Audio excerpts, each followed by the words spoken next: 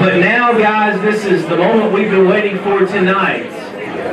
I have the privilege of getting to introduce the man who is at least partially responsible with his coaching staff of knocking that cocky smirk off of Nick Saban's face.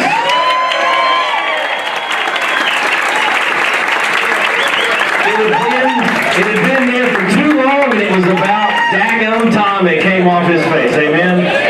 I might just preach a little while on that one. This man has a coaching career that spans over 20 years. Does it feel like that long, Coach? He came to Clemson in 2012 to serve as the defensive coordinator after an amazing career at Oklahoma. And of course, he was integral to leading the Tigers to victory, shutting down the so-called #1 team in the nation.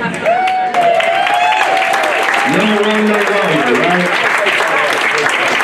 And I'm telling you, I'm not from upstate South Carolina, but if you were not a Clemson fan after that night, there's just something wrong with you. He proved that he was very deserving of the 2016 Broyles Award that's given to the nation's top assistant coach. But my deepest respect is that he's come to be with us tonight, demonstrating that he cares about his community, that he cares for the least of these, and he cares about what happens in the lives of all these beautiful people that we saw just a few moments ago. So would you make welcome with me Coach Brent Venables. Thank you, sir.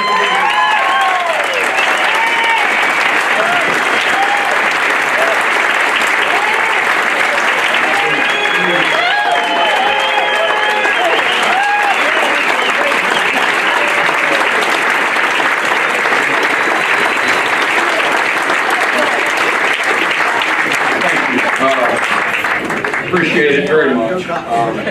So kind. Where do I start?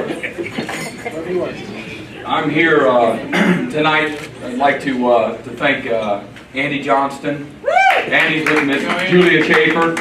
Hey, Andy's gone. He's going to be right back. I would not be here had it not been for Andy Johnston. I had. Andy's here. Oh, hey, Andy. So I learned of Ripple of One through Andy during the season, which is about the least opportune time it is to pin me down to a date in what month? We're in April, and to pin me down for a speaking event. I'm not real big on getting out and about during the out of season if I can avoid it, just because the time with the family is so precious, and we get very little of it. And when Andy approached me, and I said, well, what is it for? When he talked to me about Julia being involved, so give me some more information, Andy. And he briefly introduced me to Ripple of One without the deep details. I said, sign me up. Sign me up, absolutely. And I had an opportunity after the season was over where Julia and Stephanie were able to come up to my office, and I asked them if they said, we can just send an email and brief you on what it's about. And I said, no, I want you to come. I'm a touchy-feely guy, and no,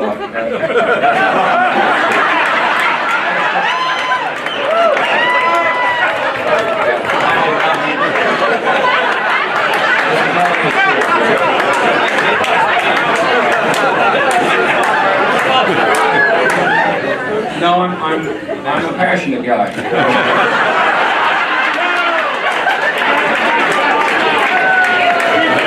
All right, listen.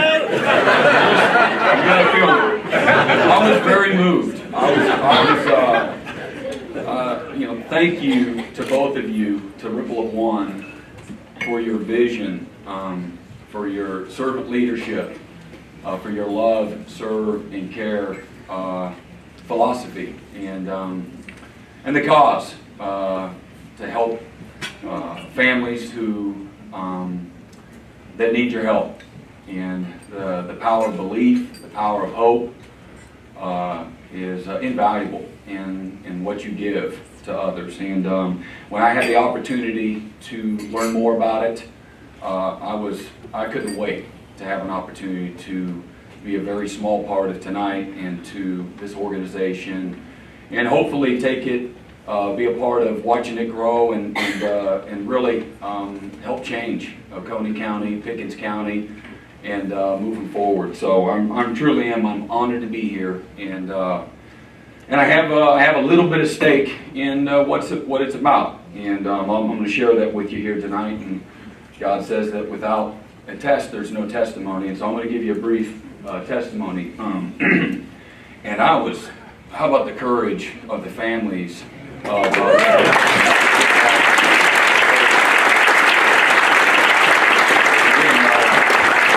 I was really moved.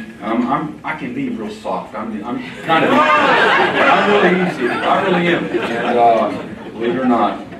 But I was really moved by that. I value and recognize just what words alone, how that can change how somebody thinks about themselves, which changes how they act, changes what they do, and changing families and generations forever. So anyway, I'm gonna start by kind of giving you a little bit about how I grew up. But I immediately was connected to the message when, again, Julia and Stephanie, you came to the office, and when you said "Mom," I was like, "Mom," you know. And my mother, unfortunately, is no longer here on this earth. But I said, you know, this is something I've not been able to ever really publicly talk about. And so I get up and I can talk X's and O's, and I can motivate and those types of things. But when you start talking about my personal family and upbringing and things, I've just not really,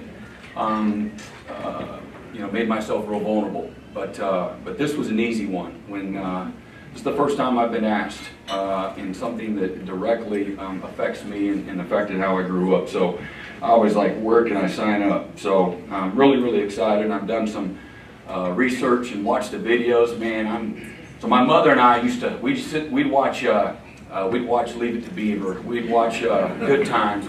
I would cry with my mom. She was pretty soft too, and so I got that from her. But let me start by talking about how, again, I grew up, and but all the challenges that you've heard so far. Some of you that know a little bit more about Ripple of One know exactly where I'm coming from, and then hopefully there's a number of you tonight that are. This is a learning experience for you too, and an eye-opener as well. But all of the challenges, and I've just for the last few days been putting some stuff on paper that I just want to kind of again share my testimony and put some things down. Got a lot of chicken scratch here, but this is how I do it, with passion and love and putting this together. But the challenges that the Ripple of One candidates and the families faced, that was the home that I grew up in. My father left my family, I had two brothers and my mother, when I was 2 years old. We were in the Air Force I was born in Homestead, Florida. And so when we were 2, 3, and 4 years old, we were, when you go through a divorce, they got to ship the family somewhere. And so they shipped us to Salina, Kansas. So that's how I got to Salina, Kansas. And there's no connection. Where do you want to go? That was kind of close to Nebraska where my mother's parents were. My mother had only a high school education. We had no real connection to anyone. There wasn't going to be any joint custody. My dad he didn't want to have anything to do with, that wasn't part of the script either, but he didn't really want to have anything to do with us. So we initially went to Salina, and child support we got $400 a month through child support, and grandparents assisted a little bit. My mom she wasn't on the up and up with. She had a lot of pride, and she didn't need their help, and she had done a lot of things. Hadn't gone to college like they wanted her to, so she was going to show them she could do things on her own. But we literally did. She went from job to job, and so we were really in survival mode. We lived in a homeless shelter when we first got to Salina. Once we were not allowed to live on base anymore, and but my mom, she painted houses. She rocked drywall, sheetrock.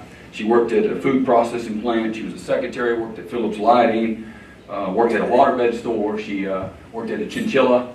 I guess there's an animal that looks like kind of a chinchilla farm. And she was just a hard-working lady trying to provide for her family.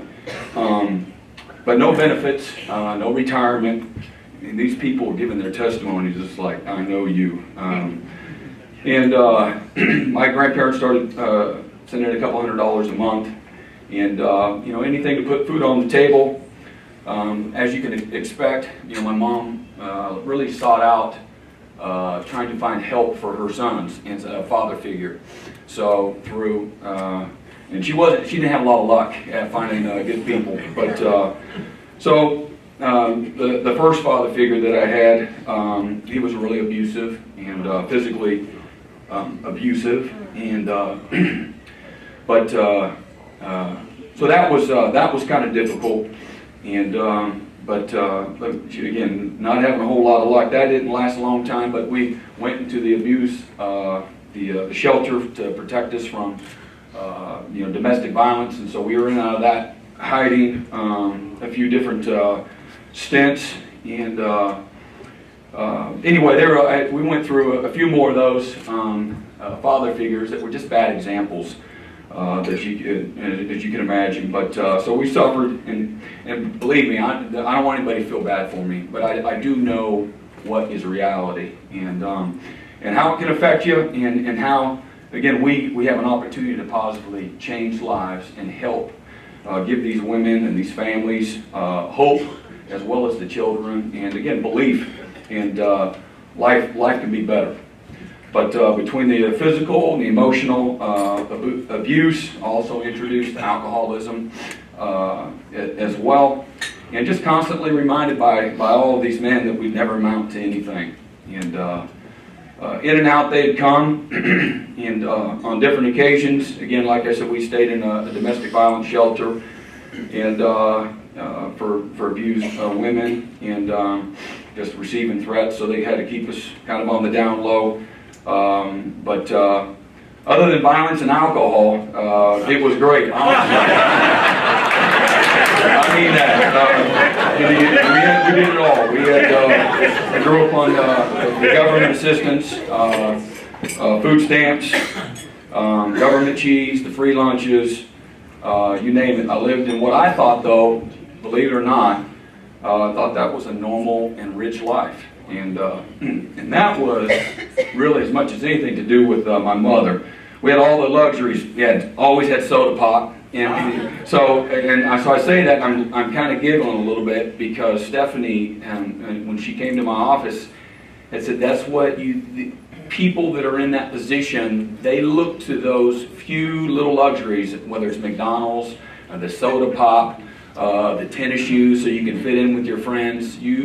You latch onto those to provide just a little bit of happiness, and we did. And we'd go to the soda pop shop, and you have the bottles, and so you recycle them, and they'd take them, and then they'd fill it up with all the different color soda pops. And so that was a big deal in our home. My mother was very musically inclined, so she'd play the guitar, and we would sing, and she had a broken down piano that was in the home that we bought in the garage, and she could play it by ear, by sound, and so she loved to sing, and so she'd make us boys sing a lot of different songs with her all the time. We went to parks, we were outside and just busy outside and loving nature. She loved nature, constant sports, so we were signed up for every team, you name it. Anything to get us rambunctious boys out of the home, we were signed up. Drive-in movies, she loved, we'd go to the drive-in movies, man, we'd pop that thing open, and it was heaven, and get the blankets out. Always had the Converse shoes. I remember that colored Converse shoes, man, like it was yesterday. And because she wanted us to fit in with our friends at school. Tons of pets. Always had pets. Again, with the pets now, you got to have food, and which is a lot of food. But we had everything from rabbits. We had chickens. like at our house in the city, and we had tons of cats and dogs, and we had a stinky house, but we had lots of fun. And Saturday mornings, a big deal for us. We had a blast. We'd go collect cans in the community to make money, and the boys got to keep the money, how much ever we were able to collect. So we thought that was super cool, and then taking them, and then they'd count up your pounds, and that was good stuff. Roller skating, love to roller skate every Friday and Saturday. Get dropped off at the skating rink. Arcades, we'd always go to the arcades as well, and she'd sit there and go game to game with us, letting us have just a little bit of fun. And holidays were always big in our house. It was always a big deal, and she just always would go over the top. And in celebration with the holidays, unfortunately for me, and just one little nugget that helped me start to see how I wanted to live my life, but alcohol was always a part of it. It was always flowing, and it was never a good experience. And in my mind, as a young man, as a young boy, it really would ruin a lot of the holidays. And something else that we did a lot, was I looked through the want ads. That was a big deal with my mother. So almost daily. So I'd get the paper, and I was just excited because we were going to get a new job that was going to just help our family. And again, I thought that was the norm. But it was then that I truly learned the value of education. Many of the jobs that I thought would be great and life-changing for my mother, I would soon learn that it required a bachelor's degree or experience is preferred, and daily be disappointed and we didn't find the right one today. But we continued to survive. The normal was, again, water to be turned off, electricity often was turned off. My mother bounced checks every other week, just for, again, some of these luxuries that I'm talking about. That was a norm. And so, again, clothes, movies, skating, going to the mall. If we were going with our friends somewhere, she didn't ever want us to be in need, so she would write a check, because they take checks, and but even though we didn't have the money for it.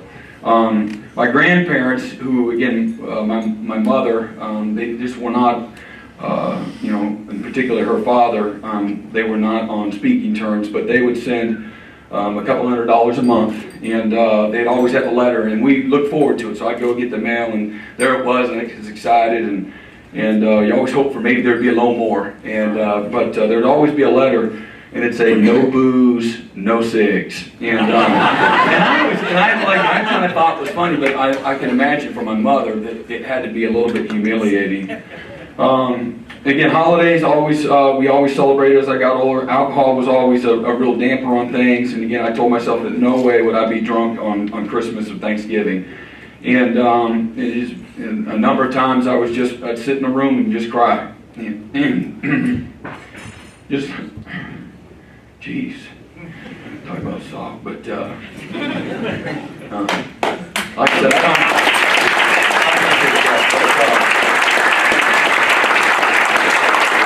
But I loved all sports, and that was kind of my sanctuary, something that I was good at, and the people associated with the sports, whether it was my friends' parents, who would usually take us to the different sporting events or practices, or it's the coaches themselves that really poured in to myself and my brothers, but it was very defining for me that whenever I would go to practice or to whatever sporting event that I was really good at something, and I would hear a lot of positive things, and just coaches pouring in to me. So the coaches would obviously end up having a real defining impact on my life.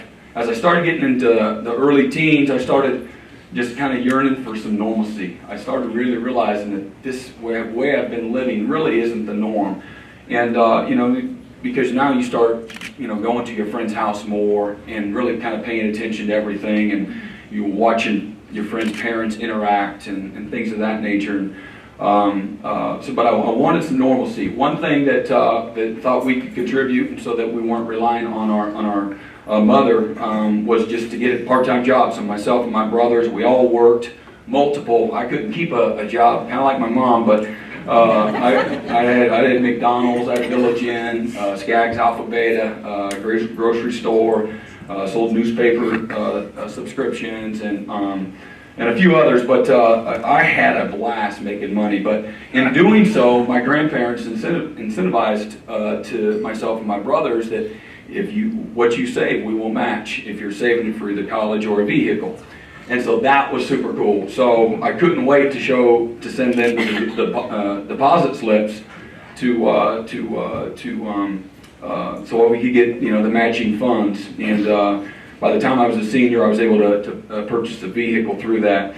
But as I started getting older and getting in those teens, I'd spend less time at home.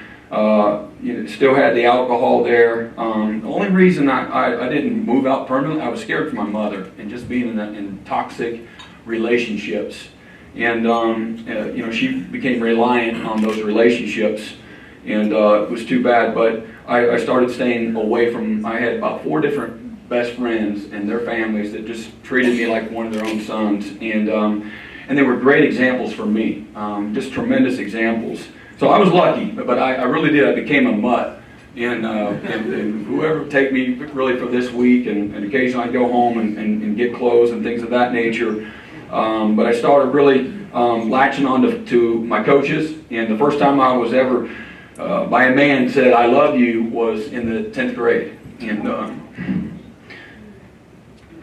that was those were some really defining moments for me, where again people showed me belief and gave me hope for a brighter future, and said you kind of got to do X, Y, Z if you want that. And so education, sports were ways for me to get what I wanted, and again to try to provide a better life for my family. My mom also, we would talk often about what would you do if we didn't have to live this way.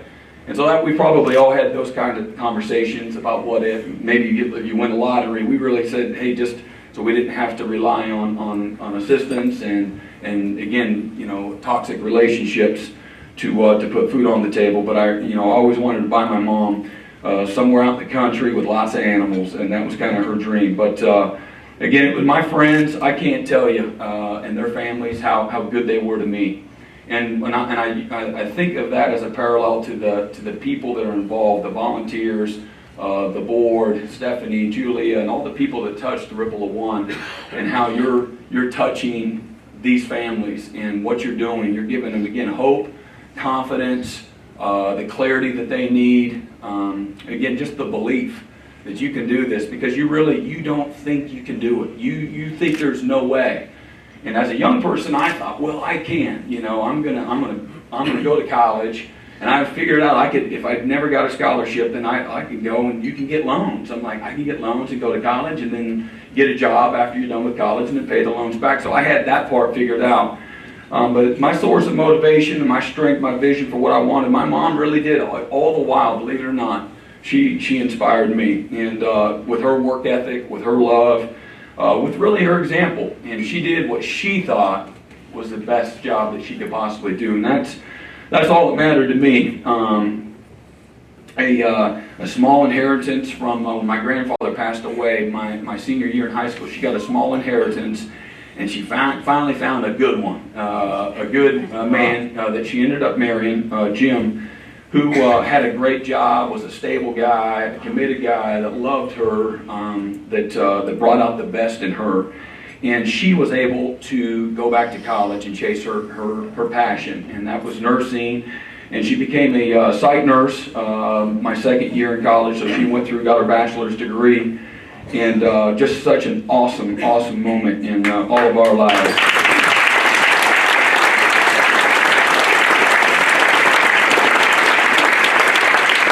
So again, my normal life, again, just kind of checklist, it was like, okay, I'm not going to be an alcoholic. I'm going to pay my bills. No, again, physical, emotional abuse. No food stamps. No free lunches. I have a normal car. She ended up having a car that was somebody in the community donated the car to us, and it was not a great car, but it got us from A to B to C. And again, I want to be a good dad. I wanted to provide for my family what I missed out on. Educated, that was kind of my fuel. I knew I needed to be educated. That was a big deal. Remember, I read all those want ads all the time. You got to have that degree. And but fuel to never live paycheck to paycheck. No smoking. A house. I know I got secondhand smoke in here somewhere. And have a fun-loving, Christian, nurturing home. A real family environment. And the more the merrier. I wanted to take care of my mom. Again, was another source of my fuel and my motivation, so that she didn't have to rely on anyone else. And obviously, once I went to college, I used football and education as a platform to enhance my future. And this is kind of where I made all the right connections and the relationships, that ultimately would shape my career at both Kansas State, Oklahoma, and now Clemson. At Kansas State is where I met my beautiful wife, Julie.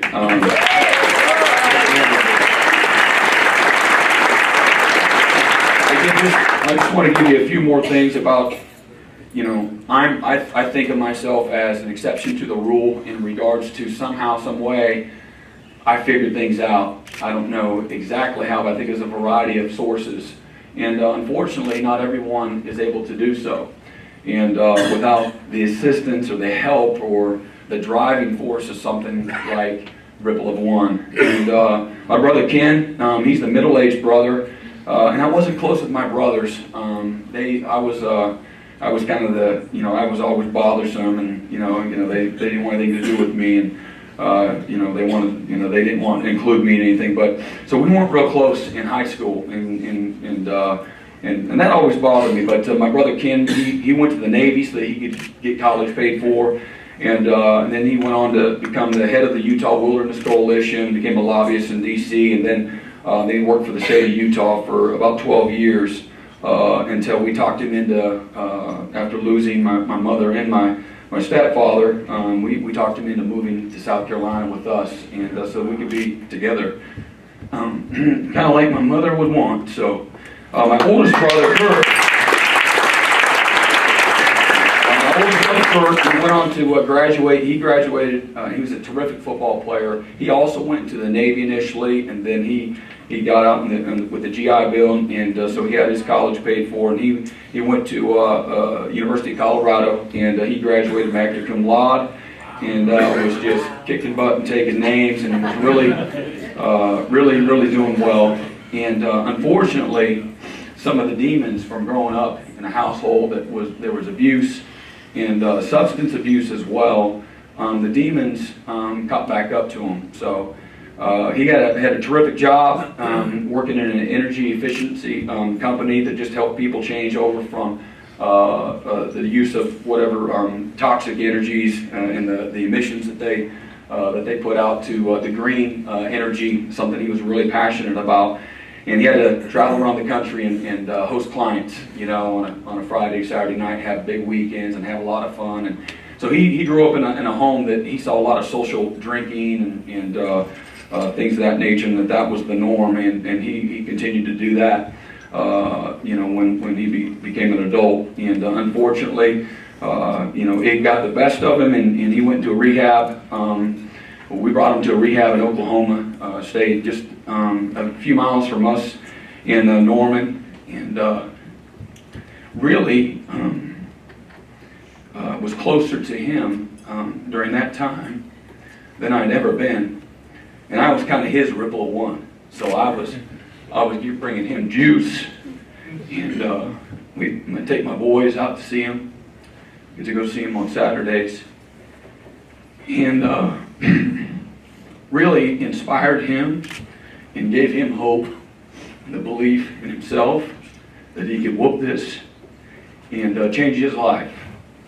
And so we got him back on his feet, 90 days into it, and man, he was just doing awesome, and we had the closest relationship, and my boys were so proud of him. And we'd go out and do the stuff that we did growing up. We'd play ball. We brought all the guys at this facility. We had the best times always in the country, and we would have the best time just throwing the ball, hitting the baseball, playing, you name it, everything from Monopoly to checkers and so forth, and just talking about being a guy. And so it was a really neat time in our lives, Julie and I, to be able to be in a position where we could really help him and try to get him back on track. He went back. He was in a kind of a toxic relationship too. And my mom would always find the biggest loser, and then she'd try to help him. That was just the nurse in her, the mother.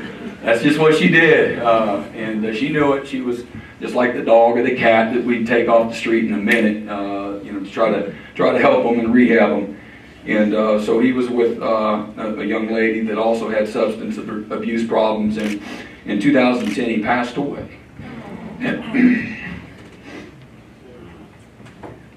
Jeez. You can see why I was so moved when y'all asked me, because I saw it.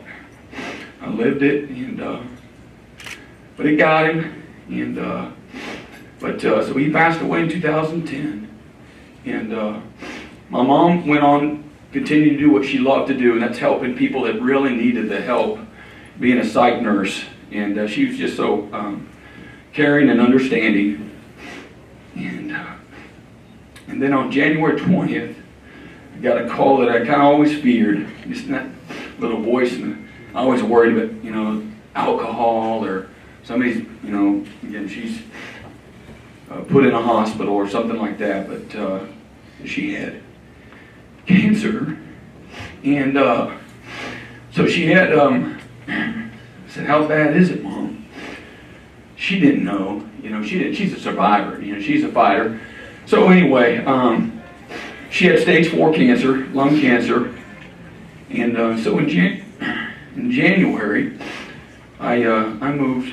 So yeah, I'm coaching at Oklahoma, and Bob Stoops, he's like, "You go take care of your family." So I went. I moved to Oklahoma, and moved from Oklahoma to Salina. My mother was still in Salina, Kansas, and for the next 4 or 5 months, I helped her go through her radiation. She's like, "What are we going to do?" Because nobody gives her a good diagnosis. So for just a few months, man, I'm bringing Vinny. So my nickname's Vinny, all right? And Vinny's got juice. Vinny's got an edge to him. Vinny's very competitive. And she said, "What are we going to do?" And I said, "We got this." And she believed me. She believed me. And I knew that's our only chance to survive and to beat it and to be that small statistic that was able to beat cancer. But so she was all aboard. She put her mouthpiece in, and we went to those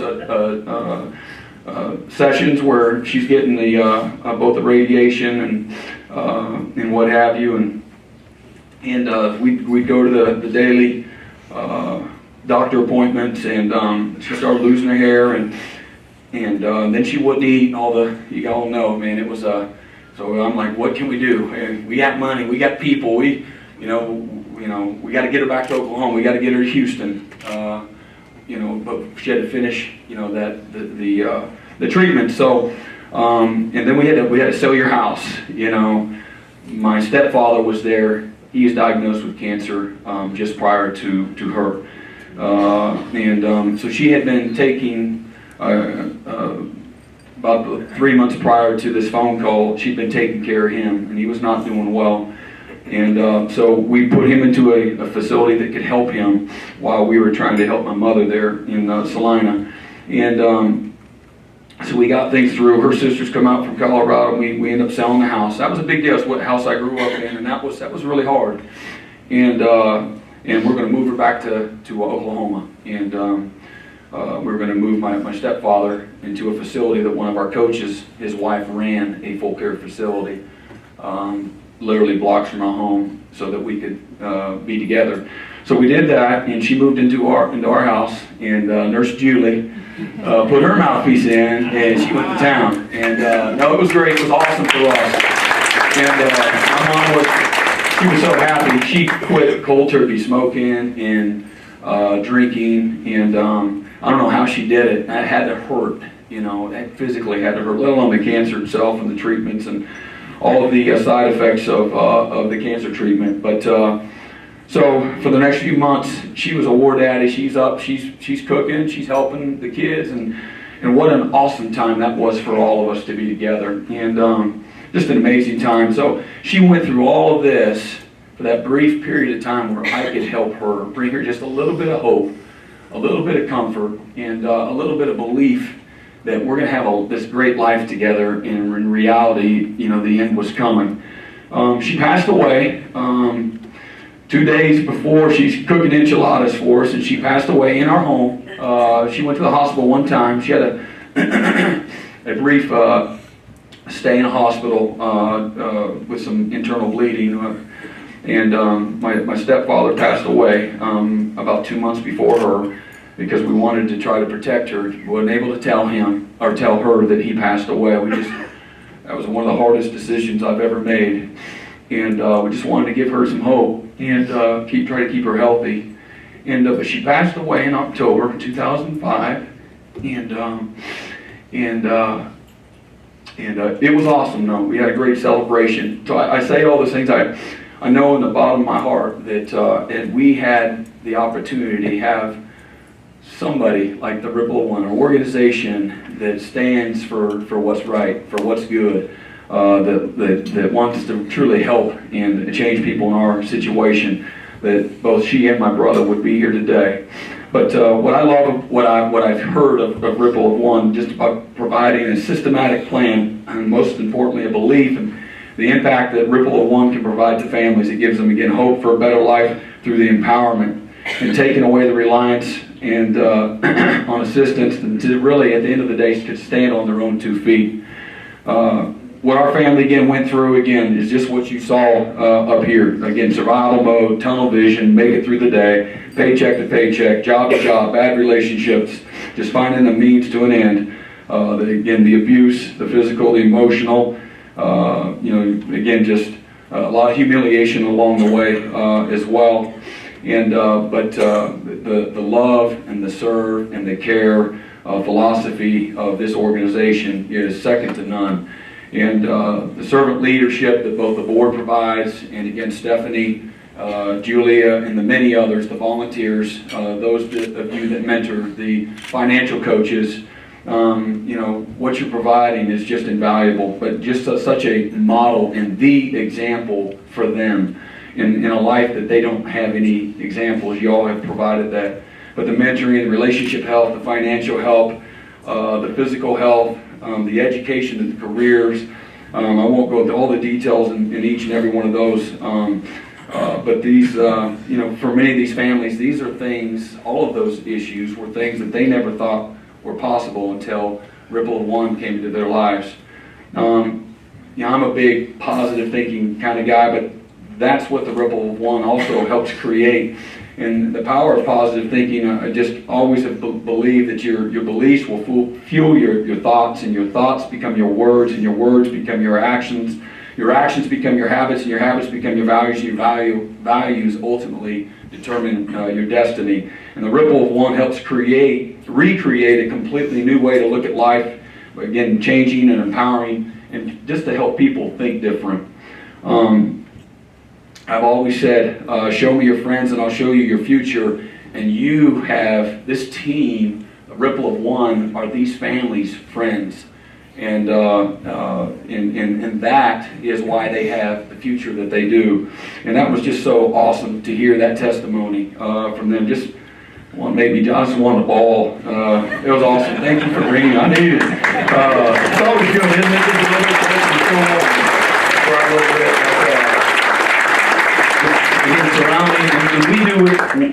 I as a coach, we do it on a much smaller scale. We always kind of, the families to me are your piece of clay, and you really do have an opportunity to mold that clay, and ultimately, again, they've got to buy in, but ultimately, create a brand new life, and that's what we do, and we're very systematic, and y'all put a plan with your team. You put a plan in front of them that makes it easy to buy into. But again, you bring hope to the hopeless, clarity, direction, guidance, and guidance is to the lost and afraid. They don't know how to get out of the situations that they're in, and you provide that. Ripple One is, to me, the model and the example of servant leadership with, again, the love and the care that is genuine and authentic as it gets. Ripple One is the example in the power of belief. There's no greater power than belief, and the belief in the power of self and its ability to manifest all of your desires. And the people representing the Ripple One bring out the very best qualities in its clients. And this is what I hope to do as a coach, to touch their lives. And but you challenge them, you stretch them in ways they never thought they could be stretched. You motivate them and inspire them. You got to bring the juice, because if you don't, who will? And so I know, and it can be tiresome. It can be tiresome, especially if you're not getting the response that you want. So I hate coaching the bad body language player. I can imagine. You go in there and they're not hearing it about, you're going to tell me how to spend my money. And I understand that. And so you have to be creative in finding ways to reach them. And but mentoring them and helping them again create a life that many of them only dreamed of. They do this through, again, genuine love, discipline, persistence, because you got to be persistent, and yes, you can. And again, finally, belief. And the law of belief states this, that whatever you believe and feel to be true long enough will eventually become your reality. It means that whatever you subconsciously feel to be true to your inner world, your thoughts, will always show up in your outer world. Beliefs can empower us or cage us in forever. I once heard a sad story, like this, of an elephant at a circus chained to a pole as an infant. He tried to break away, but was not strong enough to do so. Over time, he became massive and monstrous. And one day, the circus accidentally caught on fire, and the elephant died. He was enormous, and he could have easily ripped the pole out of the ground to run away to safety, but there was this self-limiting belief in his mind that told him that he would not be able to do it. So he didn't even try. He didn't even try. And so many of these families get in that same rut. There's no way for us. I don't deserve it. I'm not capable of it. I'm not smart enough. Who's going to watch my kids? Who's going to pay for my home? How am I going to pay for my education? I can't leave this abusive relationship because he provides financial support. My children need a father figure. You understand the impact your beliefs can have on your life? You understand that even though you may not be able to see how or why, just like the elephant, they have the ability to transform your life, those same beliefs. Your beliefs are a tool to serve and empower you. But this is many times the lack of beliefs or lack of thinking the right thing paralyzes these families. Ripple of One is not only changing and positively affecting the lives of individuals, but impacting generations and communities both for years to come. The Ripple of One, to me, the first thing I thought of was that it's fuel for hope and belief. You provide that fuel. You are the fuel for hope and belief in those families. And again, as I started out today, again, God says, again, without a test there is no testimony. And what an awesome testimony that the Ripple of One has in affecting generations and communities and families for years to come. Thank you. Thank you for all that you stand for. Thank you for all of you to being here tonight and for supporting this great cause. And if you want to see your money, your time, your wisdom be put to work and be useful and impact people now, right now, and change lives, support this cause. Appreciate you. God bless. Have a great evening.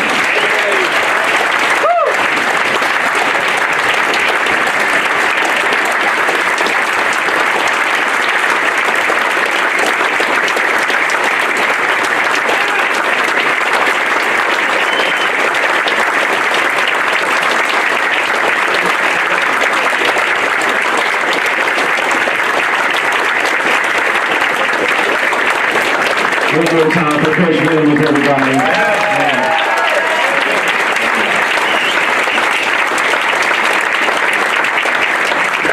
He really did turn his test into a testimony, man. That was awesome. So inspiring. Thank you so much.